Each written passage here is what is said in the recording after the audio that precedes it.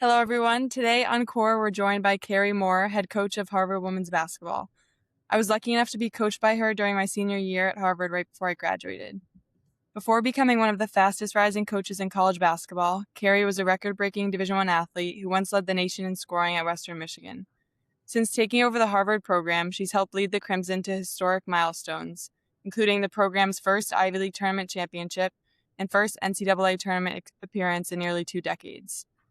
In this conversation, we talk about the transition from player to leader, building culture under pressure, and what it means to lead with both competitiveness, intensity, and intention, something I was lucky enough to witness firsthand. We also explore the mental and emotional side of coaching, building core team values and trust, and the routines and systems that help her stay grounded through the demands of a long season. This is a conversation about leadership, resilience, performance, and building something bigger than yourself under pressure. We're very excited for this one. So, Carrie, to start us off, we gave a little introduction, but in your own words, who are you, what do you do, and why do you do what you do? We start off with the big questions. Yeah, of course. A little self-reflection there to begin the conversation. Love it. Yeah, who am I? I'm Carrie Moore, as you said, head coach at Harvard. I feel as if I am a competitor at heart. I'm someone that loves the game, loves her family, loves the people that she's around. And I think just someone that is a constant learner and seeker of wanting to be at my best and pursue excellence. And that's at anything that I do, definitely in coaching, but also, how to be the best friend, how to be the best partner, how to be the best daughter, the best auntie, like all of the things. I think I'm just constantly seeking how to go about it. 41 years old, but I think 41 years young in terms of just never feeling as if I've figured it all out. And I feel like that humble approach to greatness is how I try to go about things. And I think at the end of the day, I'm someone that enjoys the simple things in life. And I would say that I have a very passionate heart when it comes to my profession, but I think a very loving heart when it comes to just who I am and how I go about my days off the court. Very two different personalities, if you will, of who I am between the lines and outside of those lines. So Yeah. And uh, we're excited to talk about that because I was able to witness firsthand like the passion and the pursuit of excellence. And you showed up, it's pretty incredible, every single day with the same intensity in the lines. But we yeah. also, I know you may have listened to some of our podcasts before, but a lot of people know about the success at Harvard that you've had so far since you joined. I think it was in 2022. But can you give us a little bit of a glimpse into your earlier days? So starting back in your childhood, like what was little young Carrie like growing up? Yeah, that's interesting because I pull from a lot of my mother's recollections of myself a lot. As she talks about how I'm aging, I will always be kind of her baby girl at heart, right? So I think I was a pretty persistent child, right? Like I'm the youngest.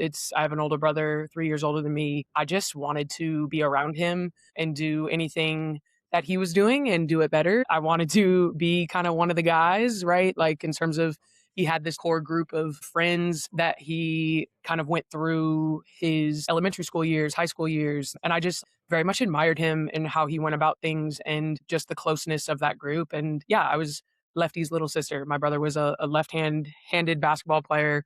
And I was not known as Carrie. I was Lefty's little sister in and around the gym at all times. But I think outside of that, I was someone who loved to sing, loved to dance. I actually did not play basketball until I was in middle school. So my mom was not a basketball player. She was a cheerleader growing up. And so her immediate thought was to put me in dance. And so I was a competitive dancer for like 6 years up until middle school until I picked up a basketball. And then my mom was like, okay, you have to pick one because we do not have the time nor the resources to pay for both. So which one do you want to do? So yeah, I think I was someone too that just liked to be outside and be playing. I was a rollerblader. I played soccer. Just like to do anything active and outdoors. So I think that's how that kind of competitiveness started at a very young age. And what put you over the edge from basketball to dance? Did you enjoy dance? Loved it. I did. I think if I can put myself back in my dancing shoes, I did ballet tap jazz. Hard to believe at this point when I'm trying to learn these TikTok dances, it's just like impossible. It's like, how do you guys do these over and over again? But yeah, I really enjoyed it. I was like a part of the competitive crew that we had too. So we would do competitions and things and learn these routines. And yeah, it was I mean, I think basketball is a pretty tough competitive environment, but like dance is like pretty cutthroat. And I think at some point I got to a point where I was like, this basketball thing, this is kind of more of me and what I want to do and how I want to spend my time. I think Kale's curious about like your basketball. I guess you kind of led into it naturally, but a little bit more Yeah. about your experience in college too. Yeah. So I I started playing because my brother was playing, and also my best friend, she lived 2 houses down from me, and she would just be in the backyard shooting with her dad after school, and I'd look down and I was like, "Oh, that looks kinda fun." So I started playing with her. We were in a like a co-ed YMCA league, where we played against boys. We were like the only girls basketball team playing against a bunch of boys, and I was like, "Yeah, this is my jam." Like, I love this. I felt like I was naturally gifted at it, and all the coaches kept saying, like, you just got natural ability, and we think you can be really good." And so that just kind of, you hear that as a young kid, right? And that believe word, like, just really, I think sparked something in me. And yeah, then it was full go after that, and it was just everything that I did throughout my days, and how I spent a ton of my time. That's awesome. And I know you mentioned, like, when you were younger, you watched your older brother play and your Yeah. lefty's little sister. Were and that kind of, like, motivates you. Did you feel like once you got to college, it was, like, a different energy? It wasn't the same, like, joy of the game as when you were younger, or did you still have that joy, and how did you balance that joy with the competition and, like, the, pressure of being on such, like, a high level sports team and being with high level players all around you? Yeah, Kayla, I think that's a great question. I think that's the conversation that every student athlete has, right? Is like how to go about like, remembering that why, right? When you're challenged in so many ways, right? With a busy schedule, rigorous academic, calendar, the season is so long, you're being asked to do so much and you have these goals that you're trying to live up to. It's like, how do you really navigate all of that? And I think, that was something that I just tried to remind myself, like, I love doing what I'm doing. I get to do what I'm doing. I don't have to do what I'm doing. I've been afforded this great opportunity to be at this university to play the game that I love. And I think I constantly just when I stepped on the court, like that was like my happy place, man. Like I love being a coach. It's kind of the next best thing to playing, but there's nothing like playing. There's nothing like being out there. I'm sure, you guys can understand and relate to that. Like it just yeah, it's just I've never felt so in alignment and in synergy with like my Yeah. purpose in terms of when I'm out on the court and competing in that way. Yeah.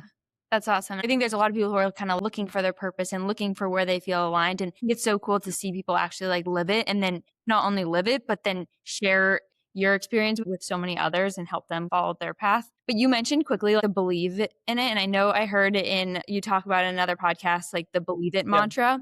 Can you talk a Yeah. little bit about that and how that kind of inspired you when you were on the court, how you use it to inspire other people? Yeah, I could honestly talk about it for days. I just think it's Maggie's laughing at me, but I just think it's so, so important, so crucial, especially with coaching young women, just because I think naturally and innately, like, are our biggest critics and are constantly tearing ourselves down when we need to be lifting ourselves up. And in constant comparison, especially now in this generation with social and all those things, like, you're constantly seeing and what other people are doing. I was 8th grade, really, like, falling in love with the game and trying to decide, you know, which high school I wanted to go to. My brother went to the public high school in Southfield, Michigan is where I'm from, and I was debating going to the private high school, Detroit Country Day, which was a really good academic school, the best in the state, and then also had the best girls basketball team in the state as well. And I remember an interaction that I had with my high school coach at the time. He came up to me. I went to watch them play, and he came up to me after the game, and he's like, "Hey, I've seen you play," and he's like, "You're incredibly special, and I'd love to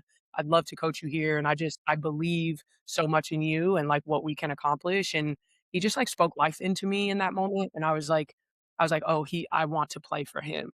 And that essentially was my decision point, and I ended up going there, and my experience at Country Day playing for him just really shaped who I am today. The balance of, I know you guys are, this whole platform, right, is about balance and how you go about doing a lot of things really well. And I felt like that Country Day experience is, you know, where I learned the appreciation for being great in the classroom, being great on the court, being great, in my personal life, and just that pursuit of excellence. And he believed in me, which allowed me to believe more in myself. And I think as I go about it as a coach, it's like, how can I instill that same belief in our players and within our program of who they are and what they can accomplish, and what we can accomplish as a group? Because once you Yeah, that, I think you know, everything is on the table at that point. totally. think it'd be so interesting to hear from you too about, because you talk so much about the pursuit of excellence, and you push your players extremely hard to that pursuit of excellence.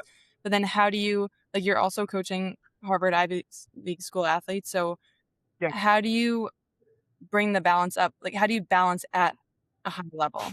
Because I'm sure there are Yeah. moments in a long season where you might feel a little. Y- Yes, ma'am, Maggie. And I think that has been my growth over time here as a coach, right? It's I know that at times I can be very tunnel vision of basketball, basketball, basketball, where, I've want to be the head coach at Harvard because this place does embody the balance of it all, and being able to do so many things at a high level. And I think I am constantly trying to find ways um, to provide space and time for our players to do more than just basketball, because that is why they're here. Yeah, I want to be great at what we're doing here in the gym, but also, like, I've got to provide the space and the freedom for them to really grow in other ways too. And so that I think is important to me, and I know I'm constantly trying to find ways to go about that with our girls. What about personally too, though, for yourself, like as Yeah. a coach and outside? Yeah, that's hard. I mean, I kind of chuckled when you asked me to do this, because I would say that's probably, especially as a head coach, but like, that's probably the top of conversation of, like, how do you find more balance, Yeah. right? In a job that is all consuming, because it very much is what I do. It's not who I am. So really trying to carve out those spaces to explore other things, right? To travel, to tap into the city of Boston, to New England, to go do things that I enjoy, concerts, movies, music, all of these things, being active, tapping into friends and family and showing up for them as well. So it's not just basketball, basketball, basketball. And I think it's just, I have to make time for it. There's no other way other than, like, making time. Because you're not going to find time if you don't make the time. Also, your job too, though, it's like, see in the season wins and losses. Like, there are numbers right in front of your face. So For do sure. you can't really, like, just forget about a loss, but, like, you look at that throughout the season because you want to lay on track, but you can't define yourself by those numbers. Definitely. I think since you graduated, I think that's been another part of my growth just as a leader, is making it so much more about the process than the outcome. And I can't be driven by the outcome, because we're going to win some, we're going to lose some. Some years are going to be better than others. I try not to take those things personally. I think being the learner that I am, I try to really reflect in an honest way, and seek out different ways to go about things. But yeah, I really just try to focus on the process and make sure we're doing what we need to do every single day. And knowing that if that's where, we're putting our time and effort and energy, then the outcomes will take care of itself. Yeah. I think that I like that idea, because I think the consistency is what drives you to that goal. And it's almost like staying focused on what needs to be done every day to get you to that goal. Are Yeah. there things that you think about from a personal lens, but also as a team, of like the non-negotiables every day that you need to do to show up every day to be the best version of yourself, or the best version of your team to keep marching towards your goals? Definitely, yeah. I mean, we have 3 non-negotiables in the program. We came up with these after you left, Maggie, so this might sound new news to you, but because we didn't really have these issues with you and your your senior led group our first year. But just communication, compete, and be coachable. We call them the 3 C's in the program, and those are things that I feel like are self starters, right? Like, if you want to be a part of of what we're doing and we talk about them in the recruiting process, then you must know that you're going to be held accountable to compete and give it everything you got every single day, to communicate at your best, because that is what this game requires, but also like that's what it requires to like build these relationships, these transformational relationships that we're trying to build. And be coachable, like be curious, ask questions, want to be coached, want me to help you be the best version of yourself and our staff, because we feel like we've put together a great staff and we're here, we show up every day ready to help our players get better, not just as basketball players, but as young women. And we want you to come here and be curious about what you can learn. Sorry, go ahead. I was just gonna say, like, I think those are three like awesome like non-negotiables, and I think the competitive nature. I think a lot of college athletes show up with this competitive mindset. They've had it since they're little kids, either competing with their siblings or competing with their teammates. I think the communication and the coachable could be like two skills that might take not as much, or like you might get like a player who has to. That's something that they have to work on. How do you go about kind of instilling that in a player? For sure, because I think there's some players that are more vocal than others, right? Like that's very obvious to see, especially right off the bat as first years, right? Like some of them are just super mute, super quiet. Especially if you've got a team that is, your upperclassmen are leading vocally, right? Like, so it's a give and take, if you will. Like I don't need necessarily our first years to be the loudest people on the court, but I do need them to talk and communicate. But also it's, are you coming up? Can we go have coffee? And, are you able to communicate in that way, right? To be able to show up authentically as yourself and, talk about things. I think it's hard, right? In the recruiting process when you're on the phone with a kid and, you're asking a question, you have to be thinking of another question to ask while they're replying because they barely can say a word. It's like, okay, this might not be our type of kid because she's not giving me much, right? So I think that like we note that in the process, but I think also we have a couple kids in our roster that you got to pry a little bit more, which is fine, but just be committed to the growth of what that looks like. And sometimes you can communicate, like sometimes your communication is more nonverbal than verbal, right? How do you own a room with your nonverbal communication and just by doing things, right? Like Maggie, as an example, was, she did so much. I wouldn't say she was the loudest one, but she just did. As a senior, she did so much. And when she did speak, right, it was like, we're listening because you knew it was important because she didn't say a whole lot all the time. But when she did say something, you knew you needed to listen. Yeah. So I love that. And go ahead, Maggie. Sorry. Go. Yeah. No, I'm going to switch topics, so you can go ahead. Oh, no, I was just going to like piggyback on that, how important that, like, I hear you talking about it, and it's like obvious that as a coach, you look at your different players as individuals and they each come with their own unique makeups, and I like how you say, like, they don't all have to be the loudest, but it's meeting them where they are and just kind of helping them grow in wherever they are, helping them to continue to grow throughout their journey. So I love that. I think, Carrie, I know you joked about like the balance piece earlier. So I think that's what we talk about a lot, but doing it at a high level, but it's extremely hard as a head coach. I think another big reason we want to bring you on too was just to talk about like the idea of building something. I want to say from scratch. Obviously, you were lucky to take over a great program from Kathy, who had been here for 40 years. Like you're coming in for the first time. Can you talk about the process of building that? Because you showed up on day one acting like you had everything together, which you did, because everything was, we all looked at each other like, oh my God.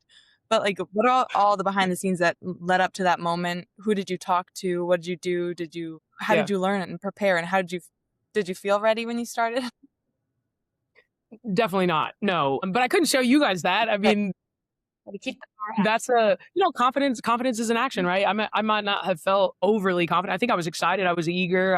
I felt like I was ready. I knew I could create change because I knew I was very different than what you guys had previously, had. And I was just excited to really implement those things. I think for me, I've been fortunate enough to work for some really awesome head coaches as an assistant. I was with Courtney Banghart for a long time, probably 7 years, I think, total at Princeton, at North Carolina. I worked for Jim Flannery at Creighton for 5 years, went to Michigan for a year right before I got the Harvard job, and, was able to really see how Kim Barnes-Arico goes about things. And so I've taken my notes, right? Like as an assistant, and I think you see what you definitely like and what you want to take with you as a head coach, but you also figure out kind of, I don't really like that as much, probably won't do that a whole lot. But then you authentically have to kind of make it your own, and you have to be who you are. Otherwise, you guys can totally see through that. And I think you appreciate me more by showing up authentically myself every single day. And so, yeah, I would say I don't know if anyone is ready to be a head coach. I think you don't know what you don't know, right? As an assistant, and it's two totally different. Like I went from, I say this all the time, but like I went from being the cool assistant to where, our players were running into my office, sitting down, chatting all day, to where, fast forward a day later, I'm now a head coach. And, some of the girls are tiptoeing in and around my office, right? Like, whereas now I think they spend a ton of time up here. But yeah, it's like I'm the same person. I literally, it's just my title has changed. So I think just learning how to navigate those things. But yeah, and I don't always know if I knew that I wanted to be a head coach. I think I did if it was the right time, the right place, the right people, the right athletic director. And I just felt like Harvard was that. It checked all the boxes for me, very much in alignment with who I am and what I'm passionate about. And I was just excited. I knew I had a good team to work with, and a lot of talent that just needed some direction and some belief. And yeah, it was fun. But I learned. I mean, I've been learning. I mean, 4 years in, I'm still learning. I go through so many things for the first time, and I'm just like, yep, noted, like I've never done it. I'm feeling it out and making decisions as I go. But yeah, hoping that I can continue to get better each year. Yeah. And we already talked about the believe it. Are there any other, your big quote person? Kayla, I don't know if you know this, but every practice we would come with a new quote. So how many quotes is that? How many practices do we have during? Yeah, I mean, in a good year, you have close to like 85, 90. Yeah. That's something you both have in common, because Maggie loves her quotes too. I like quotes. Yes. But like, what are there any ones that specifically stick out to you? I know you're 4 years in, so you've got a bunch of quotes roaming around, but that you stick by as a coach. So believe it is kind of the team mantra, but yeah, I believe there's one. I have three quotes here. The one in the middle says, "How you do anything is how you do everything," and I would say that has just really resonated with me throughout my professional career. I wish I had that in my brain as a student athlete, but I really try to preach that with our girls. I just think it's such a great reminder of no matter where you are, no matter what room you're in, who you're interacting with, what you're doing, you're always representing something that is so much bigger than yourself, and how you go about anything that you do really represents how you go about everything. And so no one thing is more important than the other, or, too small. No task is too big or too small.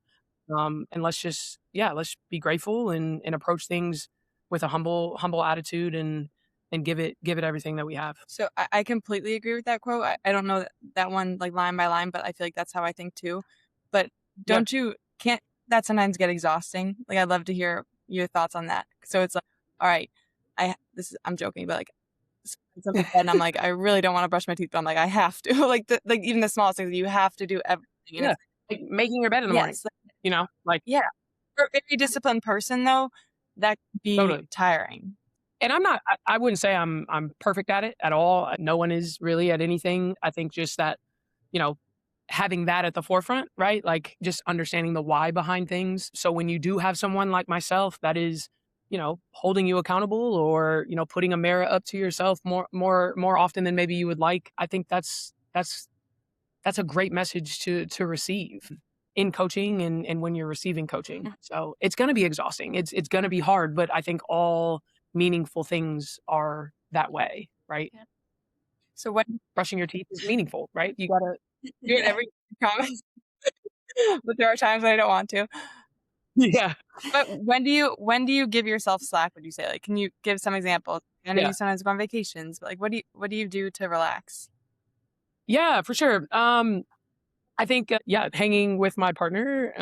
We love to do puzzles, play games, just be outside. We love to travel. We just went to New York City for a couple days, then we went to Cabo for a week. So like any free chance we get to go away, we do. I think FaceTiming my nieces is something that I love to do, trying to get to and be with my family. Unfortunately, with my coaching career, I have not been really anywhere close to outside of the year at Michigan that I was an assistant. I haven't been, in driving distance of my family. So I've always had to kind of carve out and make time to really stay connected to my mom, my dad, my brother, my nieces. So my aunts, you name it, just really being intentional about that and how I show up with that. Yeah, I love our staff, hanging out with them, my friends, tapping into the city. I think that I'm constantly trying to, I'm in this great city, especially in the summer, like really trying to just see what it's all about instead of just staying in these walls Yeah. all day. There's so much more to Boston. So yeah, it's just like put it down, like put the phone down, shut the computer, and just try to do some different things. But I think one great thing about your job is that you luckily can be away from your computer. And then I love that you mentioned people, like having good energy around you. I think that's kind of what fills you up Totally. and keeps you motivated. For sure. I do have a question too. Is there any conversation or topic that you feel like, whether it's teams, athletes, leaders, like conversations that they typically avoid that they have to have more honestly, whether it's direct or in generally, any topics do you think a lot of people avoid in this space as a head coach? Ooh. I think I wouldn't say we necessarily, any good coach is not going to steer away from having hard conversations, whether it's playing time or, how kids are showing up. Maybe it's, below the line behavior. Maybe the fit isn't what you thought it was going to be. Maybe they're struggling in class or struggling within the program or struggling with family stuff, right? Like, I think I'm actually amazed now being a head coach how little basketball that I do on a daily, because it is so much more than that. Like, our players come in here and they'll just sit down and we'll just talk, and it's about so much more than basketball, right? Almost to the point where I feel like I need to go back to school to get some type of like psychiatry degree or something, like psychology, whatever, you name it. Like, I'm not educated enough for this, but I do think I just try to show up at my best and be curious. Yeah. Like, I just want to be an ear for them. I try not to just, you should do this, you should do this, you should do this, and more so like, what are your thoughts, on these things? I can definitely be that about basketball, but about all these other things, I would say that's where maybe some coaches don't necessarily show up in ways that they should. And that to me is like the transformational part. Like, we've got to be able to be their head coach in all ways, not just one way. Yeah.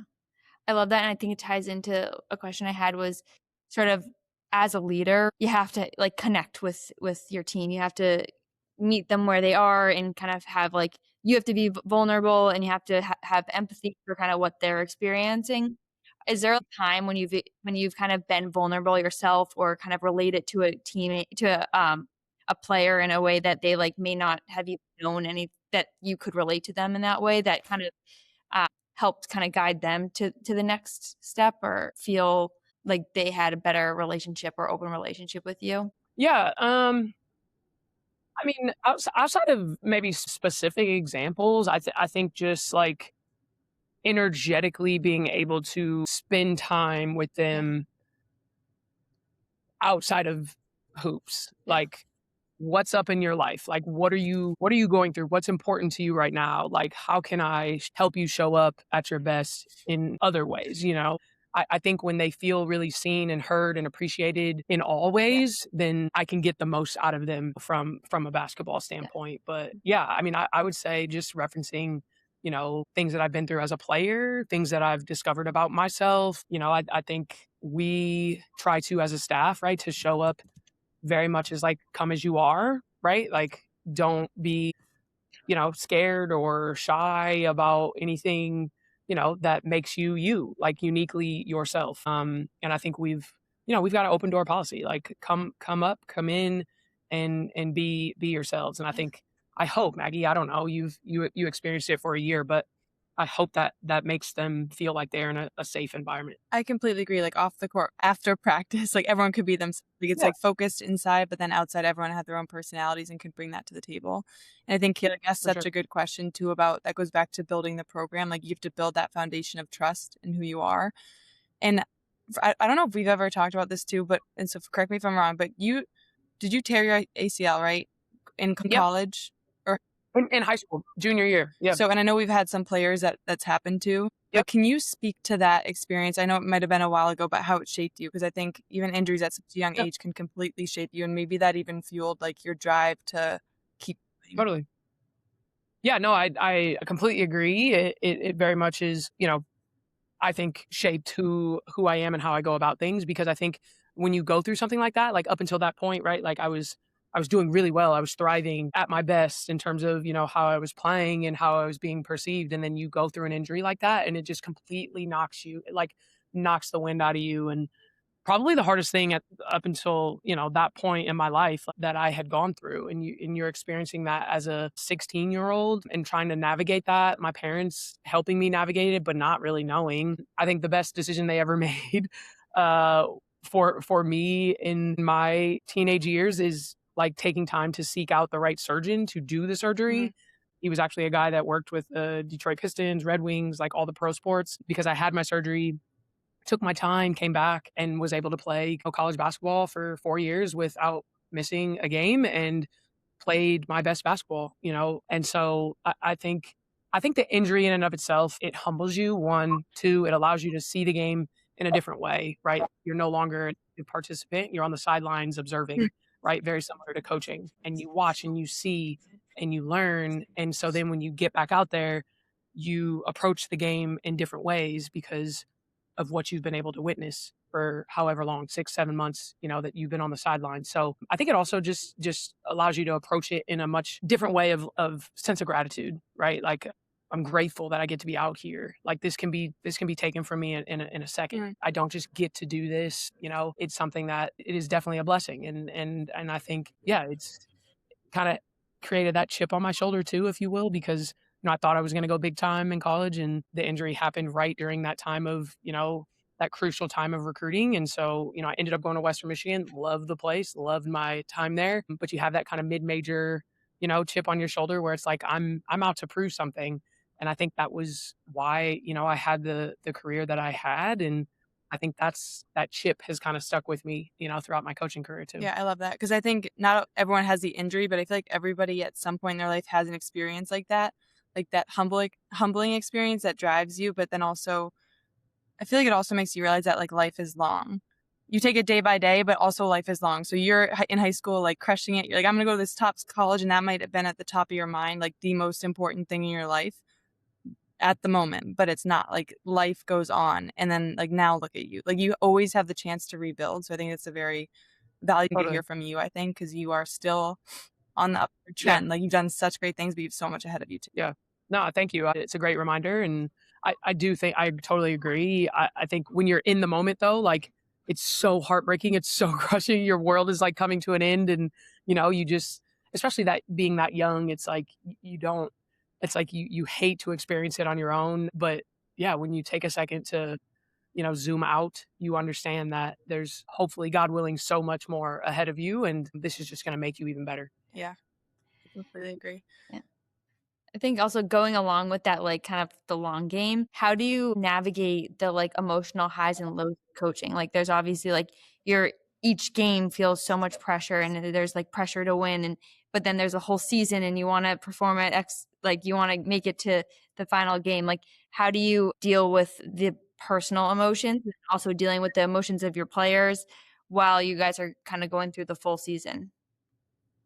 Yeah, it's difficult, and I wouldn't say I'm a master at it by any means, but I think I just, to Maggie's point earlier in the call, I think I just try to show up consistently as myself, right? So like I'm the same person whether we lose or whether we win, right? Like even when we won the championship a year ago, it's like you still you go to bed, you wake up the next day, and you got to do it all over again. You know what I mean? Like it's it's like you go back to day one of the process, and it's on to a new year, right? Like And it's the same thing. Like, we lost in the Ivy Tournament Championship this year, went to bed, felt a little worse than I did last year, but like, you got to wake up and find that drive. Wait, and did you honestly, brush your teeth and make your bed?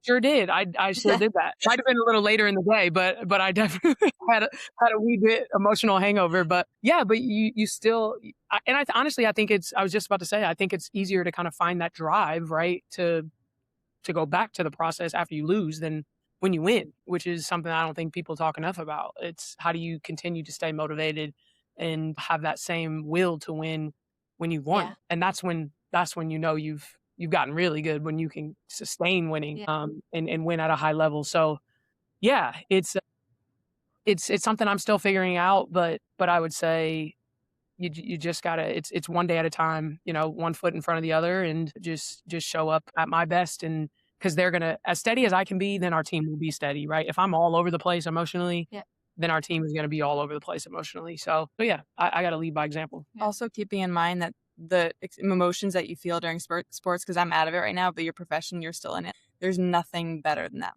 The teammate, like the relationships you make, the memories you make, even the losses, like they're so painful in the moment, but as you move on, like, yeah, you'd give anything to go back to it. Yes. Yeah. yes. Take me back. No, but I think that's huge. And also, like, you have the added element of you have different players come through every single, your team is different every single year. So how do you think about keeping consistency as a team, as like a Harvard women's basketball team, when your team is changing every year? Like, how do you think about recruiting? How do you think about keeping that dynamic on the team throughout the season?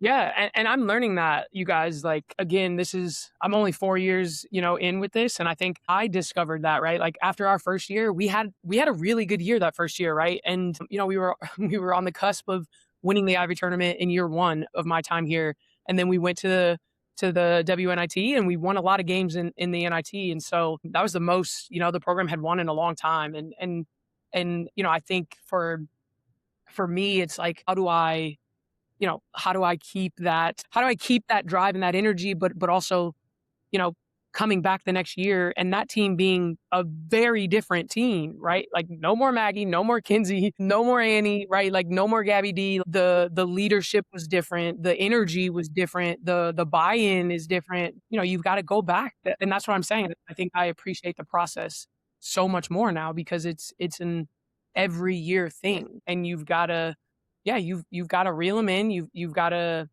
remind them of the why, and you've got to, really build at a culture that I think is sustainable over time. And I think we've gotten to a place where we feel like our culture is in a really good spot. We've got 4 classes of kids that we've recruited and been able to talk about the program, like talk about who I am as a head coach and how you're going to be coached and what our staff is like, what the day-to-day is going to be like in our program, so that there are no surprises. Because I felt like year 1 too, it was great, but like, it was all over the place, because they're looking at me like, who is this crazy person? Because they're experiencing me for the first time, and I'm experiencing, all of these things for the first time too. And so it was a bit of a roller coaster, but whereas now I would say there's just a little bit more consistency of, they know what to expect. And we just kind of have to keep an eye on the first years, because that's always a whirlwind of a year for folks. Yeah, I think what I've learned over the past year or so or whatever, I feel like falling in love with building, I think, is something that I just want to do in my life. So finding something that you're passionate about and then building it, and then whatever comes along the way, it comes along the way. But I think that's at least something that I've decided. It seems like it's something that you've found. But everyone, like the classic saying is like falling in love with the process. But I think when you really truly find something that you're passionate about and you're building towards, that's like very, very satisfying in life. And because you're not going to reach, like, once you reach the peak, like you won the championship, and you just do it again. Like, so you got to find the joy in all of the process, right? And yeah, we were, that first year, it's like, believe it. I remember just saying that to you guys, like, over and over and over. And now maybe I don't have to say it as much. Maybe sometimes I should probably say it more, because I felt like you guys really embodied that first year, more so than maybe some of our other teams. But yeah, you're preaching the culture. You're like, this is what it is. This is what it's going to be about. Help me live help me live this out. And maybe you don't have to do that as much because now your players are essentially showing up in those ways every day. Totally. And okay, so now we have some more fun questions, but I guess are there any podcasts or books that you love listening to that keep you inspired? I know you're a big quote person. Also, where do you find Yes. I find them all over the place, honestly. The internet is a very useful tool. I have some different quote books that I go to. The Daily Coach is actually, I know it's not a podcast, or necessarily a book, but it's like a group that I'm a part of. They send out Sunday. It's like a kind of Sunday. How do you describe them? What do you say? Like a newsletter, if you will, every week, where they have quotes in there. They'll have a message and then some kind of follow up things to kind of think through. That's been, one of my go-tos, because I constantly just it's like, who's coaching you as a head coach? Like, how can I, continue to level up and be better? I need to read more. I am just No finished. Coach A actually sent me the Culture Code, which is actually a book that I can't believe I have not read. But I did the audiobook of that when we were in Cabo. The Michelle Obama podcast with Craig Robinson, her brother, I've been tapping into that one most recently. So those guests have been pretty intriguing to me. But yeah, I'm down to listen to anything and everything, probably more so than I am sit down and read. I agree. You're always on the move. Yeah. Those are good ones. Are you more of like a morning routine person or a nighttime routine person? And what is your like non-negotiable routine of the things that Yeah. I'm definitely more of a night owl, if you will. It's probably not a great thing to admit, but yeah, I don't know, the same reason people love their morning routines, like they get up super early and they feel like they've got the world to themselves. Like that's how I feel about my evenings. Yeah. So I'll go home and usually there's some type of meal that happens, some type of dinner. But then it's like my couch is kind of my sanctuary. It's like when all things become still and just relaxed. And usually there's some type of music or some type of reality TV playing while I'm finishing out the work for the day. And then once I put the computer down, that's when, we'll do puzzles, or I'll FaceTime my or my nieces, or that's when I'll tap into a podcast or just doom scroll socials, because that's actually where I get a lot of my coaching content.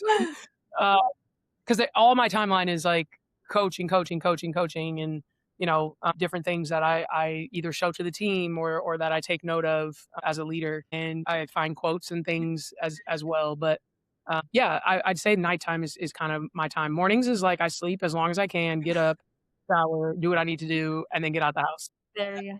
I didn't know that. It's cool to hear.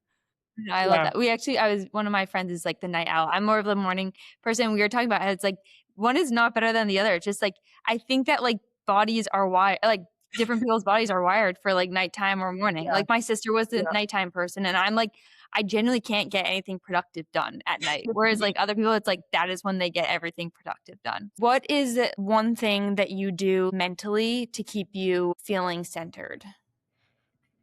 Okay, so this is probably a newer practice for me. One of our assistants, Allie Sanders, she got me hooked on yoga, and I just find that I go every Thursday nights at 7:15. So I go once a week, and I don't need to do it like every single day, but the once a week, there's an instructor there over at Down Under that I just love. I just love how his voice, the what we do in the class, like in terms of the routine of it. And it just really grounds me, centers me. It's usually the night before a Friday game. Yeah. So it just allows me to kind of release all of what was for the week. Yeah. And to kind of recenter myself mentally, emotionally, physically. It helps my back as I'm getting older, because I've had some issues there in kind of the last 5 years. But yeah, I would say that is one that it's on my Google Cal. Like I am doing that every week if I'm in town and available at 7:15. So that's one example. That's a great one. I love that. So nothing daily though. It's like more of a weekly. Yeah. In terms of yoga, for sure. In terms of, I guess, daily mental practices, I don't know. I mean, journaling, probably. Mm-hmm. That's something that I've always done. I was a journalism major in college. So just to write out things. Yeah. Now I don't know if I'm happy about it or not, but I use, it's more so the notes section in my phone. Yeah. I need to get away from this because I need to actually put pen to paper, but but just to like be able to just get out my thoughts or to log what is happening, what is going on, so I can look back, I think helps me mentally for sure. Two good, Yeah. very good ones. I like both of those a lot. I also like the yoga once a week. I think that's like such a great way to do it, because I think even with myself, I'm like, oh, I need to like do more yoga. I know when I do more yoga, I feel better. I feel more healthy or whatever. But then I'm like, okay, like I need to do it like 10 minutes a day. And it's like, okay, well, let's just start with once a week. I like that a lot. I think it's a great mindset to have too. Do you have a relationship with that guy too that does it that you love, or no? Yeah, so it took me probably like, I don't know, like 3 months before I even like said anything to him. And you know how you can like put the little pins on the yoga mat, and if you do that means like they can come and adjust you throughout the class.